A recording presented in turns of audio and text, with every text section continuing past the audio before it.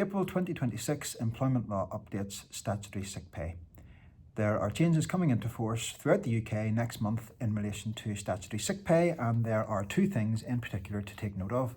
The first is that the lower earnings limit for eligibility is being removed.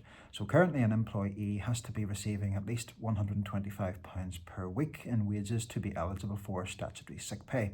From next month, that requirement is being removed, and an employee will be entitled to pay either at the statutory rate or at 80% of their average weekly earnings, whatever is the lower. The second thing to be aware of is the removal of waiting days. So statutory sick pay is quite complicated and there's lots of nuances, but the basic principle currently is that the first 3 days of sickness are waiting days where there is no pay payable, and statutory sick pay is payable then from the 4th day of sickness. Now that is being removed, and so an employee will be entitled to statutory sick pay from the first day of their absence.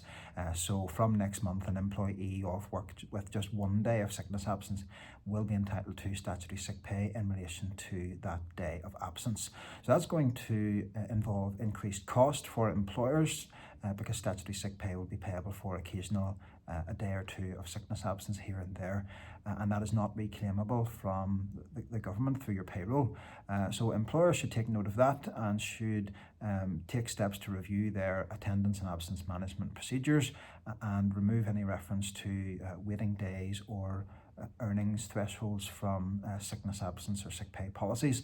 And if you have any queries about this or any of the other changes coming into force next month, then please don't hesitate to get in touch.